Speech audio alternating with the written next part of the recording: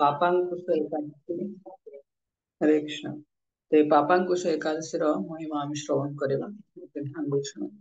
तो युधिष्ठिर महाराज कहले कि हे मधुसूदन, आश्विन मासर शुक्ल पक्ष एकादशी नाम कौन ताहा कृपा पूर्वक आमको कहतु। तेने आश्विन मास चलती एवं कृष्ण शुक्ल पक्ष चलती। श्री कृष्ण कहले हे राजेंद्र, आश्विन मासर शुक्ल पक्ष पापहरा सर्व पापहरा एकादशी पापांकुश नाम प्रसिद्धा। आपा अंकुश अंकुश माने जा नियंत्रण करे।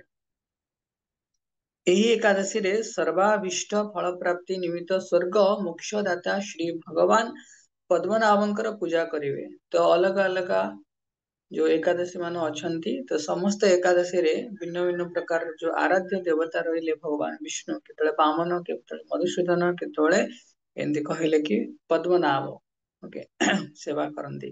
तो जितेंद्रिय मुनिगण दीर्घ काल तपस्या करी जो फल प्राप्ति हुअंती भगवान विष्णु को प्रणाम कले से फल प्राप्ति से फल लाभ होता है कि जो मुनि ऋषि मैंने इंद्रिय को निग्रह करके बहुत समय दे भगवान विष्णु को ऊपर ध्यान करती।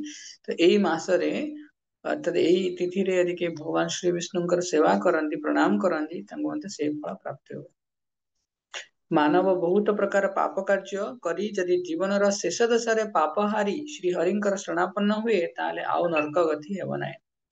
श्री हरि संकीर्तन द्वारा पृथ्वीर समस्त तीर्थ फल प्राप्ति होता है। नाम संकीर्तन यही जगत रे जो माने भगवान शरण रे आसंती से मानकु जमजातना भोग करिया को हुए नाय। तो कथा प्रसंग रे श्री एकादशी रा महिमा कीर्तन कले पाप जनित निदारुण जमदंडर मुक्ति लाभ होता है। भगवान एकादशी रा महिमा मध्य श्रवण कले तो पाप जनित दारुण दुख अच्छी तो हेतु आम मुक्त हो पारिबा। वैष्णव भक्त प्रवर श्री महादेवंकर जे निंदा करिथाए अंतिम से वैकुंठ गति प्राप्त होगा परिवर्ते नरक को गमन करती। 14 इंद्रपात परिवर्ते नरक जातना भोग करती। महापाप नाशक श्री हरिवासर व्रत परि त्रिभुवन रे कौन सी पवित्रकारी वस्तु नाही। तो हरिवासर अर्थात एकादशी एकादशी रे आमे भगवान श्री हरिंकर निकट रे वास करती। तो एई थारु पवित्र वस्तु आ कौन सी नाही। सहस्र सहस्र अश्वमेध यज्ञ एवं शत शत राजस्व यज्ञ श्री एकादशी व्रतर एक अंश सहित समान नुहे। तो निश्चय भाव में बहुत सुंदर फल आमको प्राप्त हो पार यदि आम निष्ठापर भाव में एकादशी व्रत को ज्ञापन करवा। किंतु उद्देश्य रहा दरकार मतलब एकादशी करुचे श्री विष्णुकर प्रसन्नता। ऐतिक जगत रे एकादशी परि पवित्र व्रत खूब कम दृष्ट हुए। यही व्रत पालन द्वारा स्वर्ग मोक्ष लाभ शरीर रोगमुक्त अनुकूल स्त्री और बंधु धन प्रवृत्ति प्राप्त होता है। हे राजा श्री हरिवासर ठारू गया गंगा काशी एपरिक कुरुक्षेत्र मध्य पुण्य स्थान नुहे। हे भूपाल एकादशी रे रात्रि जागरण सहित उपवास कले अनायास वैकुंठ लाभ हुए। यही पापांकुश व्रतर फल मानव सर्व पाप मुक्त होई गोलोक को गमन कर पारंती। ते एकादशी यदि के भगवान विष्णु प्रीति एकादशी व्रत यापन करती से गोलोक वृंदावन जावाई कहा। यही व्रत दिन रे स्वर्ण तिल अर्थात राशि बीज भूमि दुग्धवती गाभी अन्न जल और पादुका छत्र वस्त्र आदि दान करती से जमालय को जीवाई पड़ेनि। जो माने समस्त पुण्य कार्य विरत थांती कमारर भाती परी से जीवन विफल। दरिद्र व्यक्तिगण मध्य एही व्रत दिन रे यथाशक्ति दान आदि कार्य करवा कर्तव्य।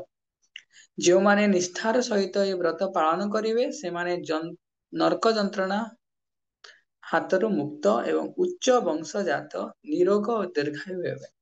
बहु पापाचारी व्यक्ति निर्विचार रे यदि समस्त पुण्य व्रतादि अनुष्ठान करती ताहले से रौरव नामक नरक जंत्रणारु मुक्त हो वैकुंठ सुख लाभ करेंगे। श्री कृष्ण कहले हे राजा तुमको विस्तृत भाव रे ए पापांकुश वा पापांकुश एकादशी महात्म्य कीर्तन कले। तो भगवान निश्चय भाव में आमको प्रोत्साहन दौरान कि भगवान सुंदर दिव्य एकादशी व्रत पालन करके आम समस्त भूलोकर समस्त जीव गोलोक को प्रत्यावर्तन करने। तो एकादशी महामहोत्सव की जय। संवेद गौर भक्तवृंद की जय। वैष्णव प्रणाम मंत्र वैष्णव ने वंशा कल्पतरु सदृश क्षमाशील दयार सागर एवं पतित जीवन उद्धारकारी दैनंदिन जीवन में ज्ञात भाग्य सरल साधु गुरु वैष्णव निकट संप्राप्त होता है ताले प्रातः मुहूर्त संस्कृत वंशाकल्पतरोर्वश्य कृपा सिन्धुभ्येव च पतितानां पावनेभ्यो वैष्णवेभ्यो नमो नमः। अनंत कोटि वैष्णव की जय। सामवेद गौर भक्तों की। गौर भक्तों की जय।